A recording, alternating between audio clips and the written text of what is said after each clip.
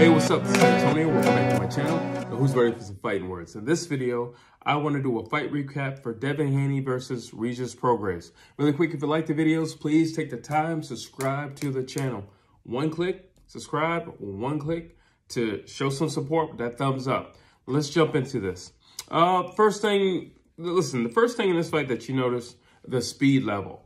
Devin Haney was really fast. Regis Prograis was really slow. Rougarou has never really been known for his speed or anything like that. He can get a little fast when he's close to his opponents and he opens up on the inside. That's about it. He's never regarded for, foot speed or hand speed or anything like that. He was regarded mostly for, his punching power and his durability. Devin was lightning quick.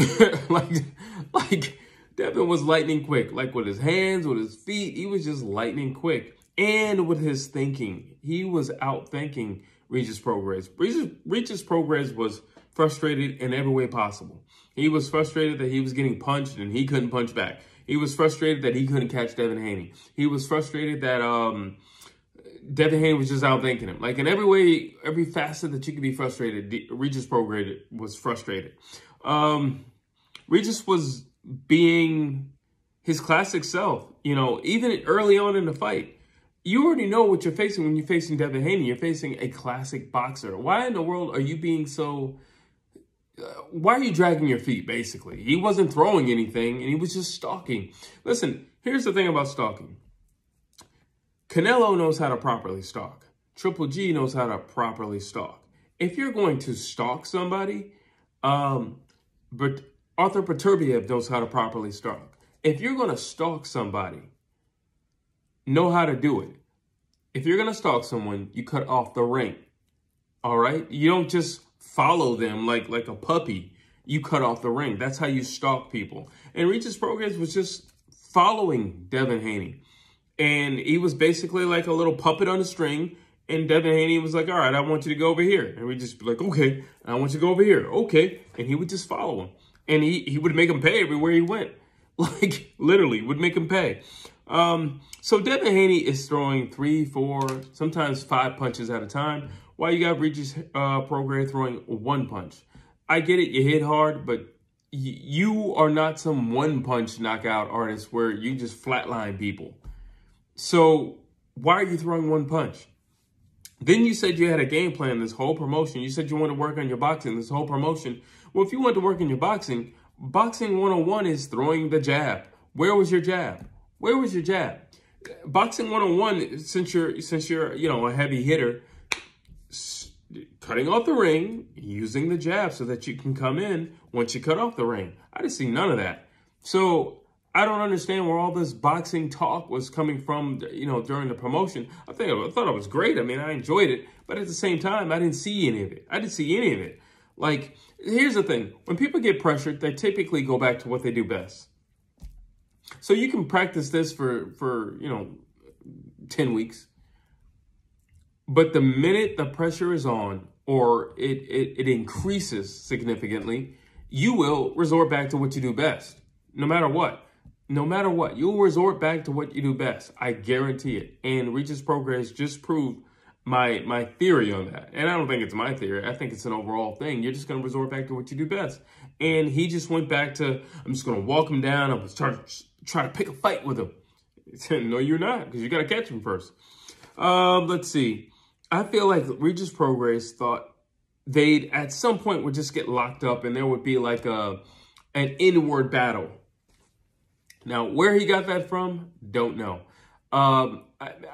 I think the Lomachenko fight with Devin Haney messed a lot of people up. Lomachenko managed to make it a close fight, like a toe-to-toe fight. And I think because of that, people thought, maybe the overall perception is, maybe Devin Haney will do that with me. No. Number one, Lomachenko is not regarded for being a hard puncher. Okay, so Devin Haney can afford to stand in front of him. Number two, Lomachenko was a lot smaller than Devin Haney.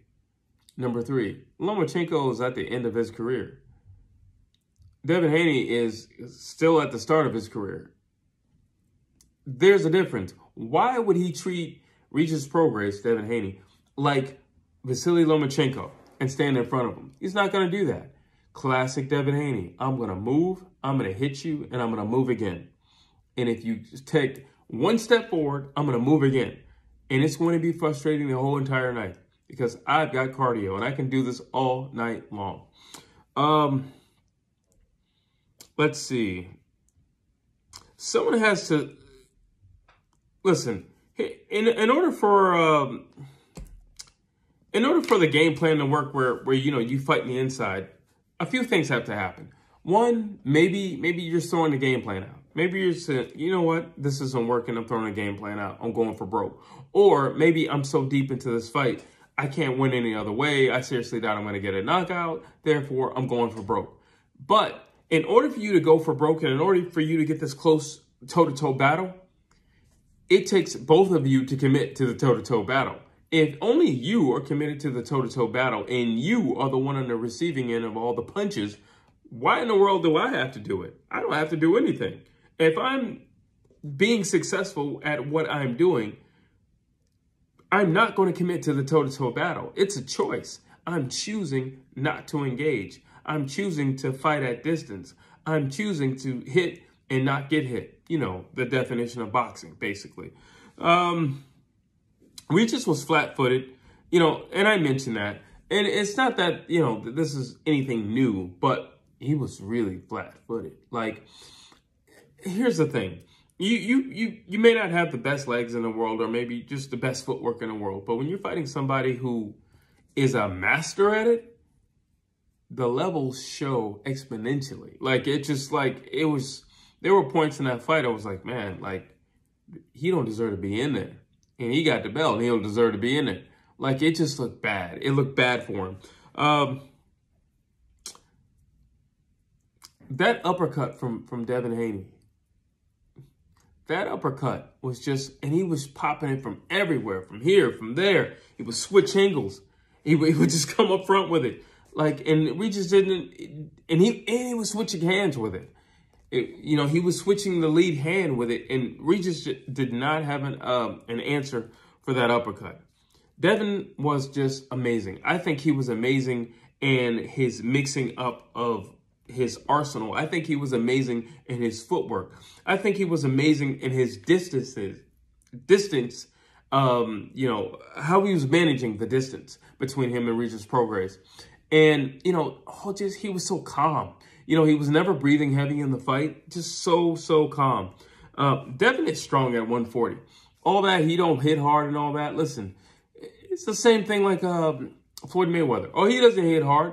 I've never seen anybody just stand in front of Floyd Mayweather.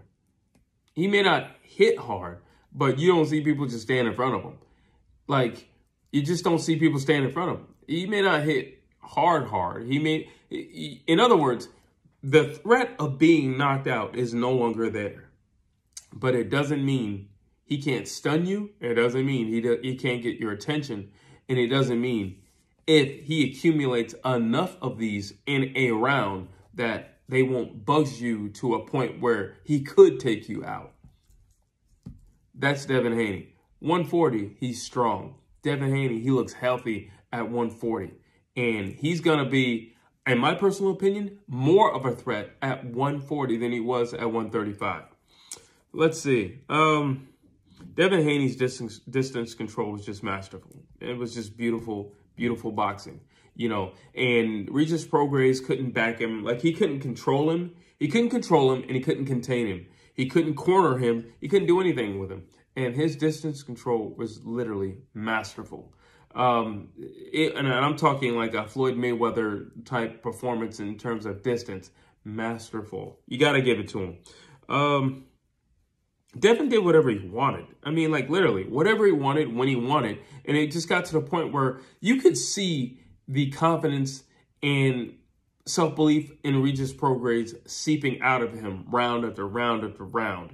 Like, and this is, especially after that knockdown, like, you could just tell he didn't it's one thing to not have it. It's something else to not believe you don't have it. Like, so this is why we love Arturo Gatti. Because even when he knew he didn't have it, he didn't not believe he didn't have it. he did not believe he didn't have it. He just didn't have it. But he was going out to see if he could get it. And you look at Regis Prograis, and he didn't have it. And he knew he didn't have it. And that's worse than not having it. Because, man, I got like 5 more rounds to go. like I'm way too prideful to not get off that seat.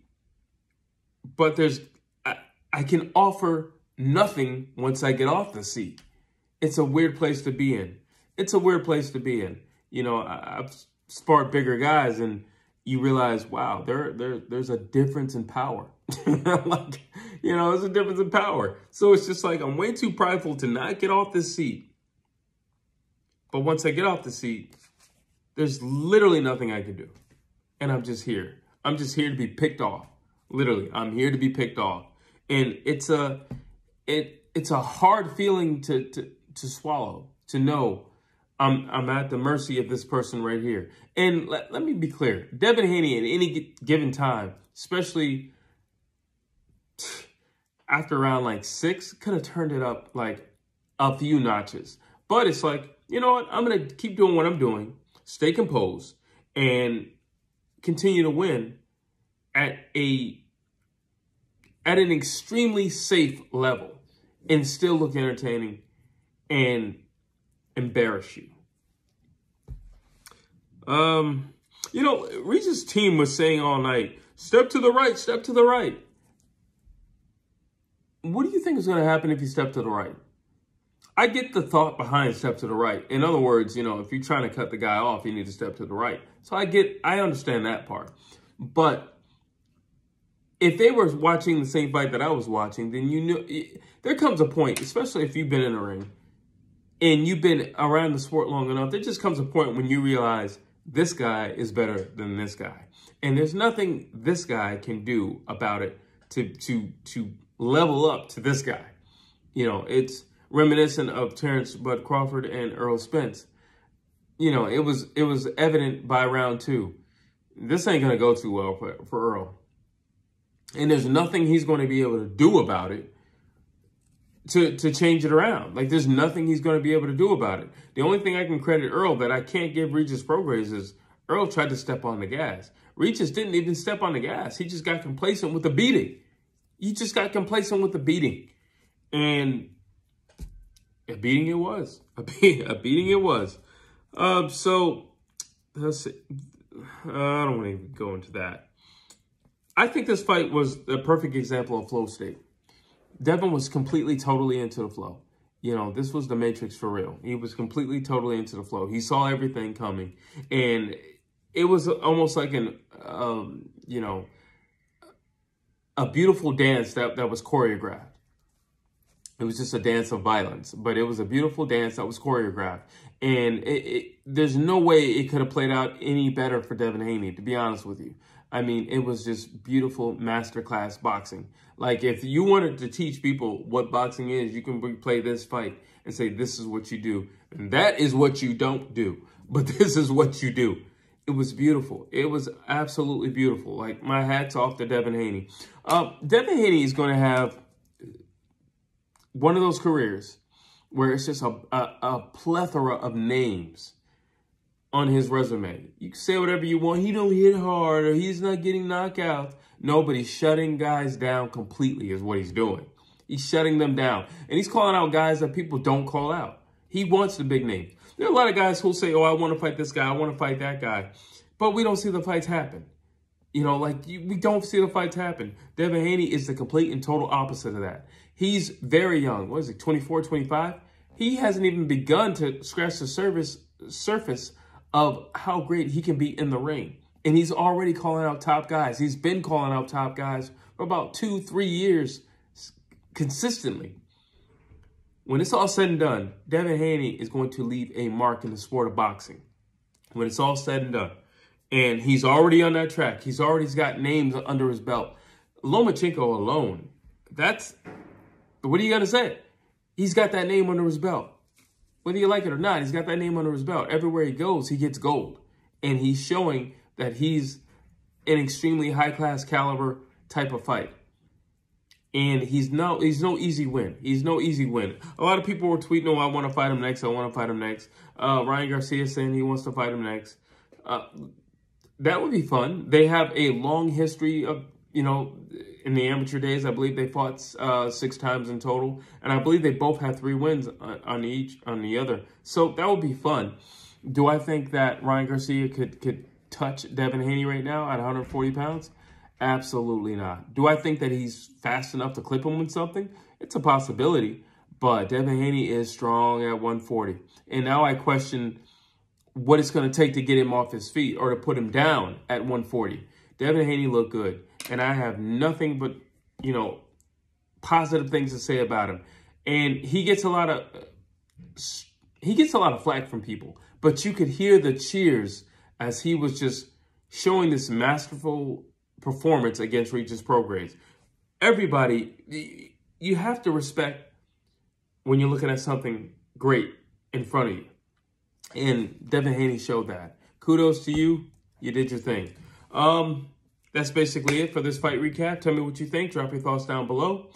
And as always, please like, please share, please subscribe to this channel.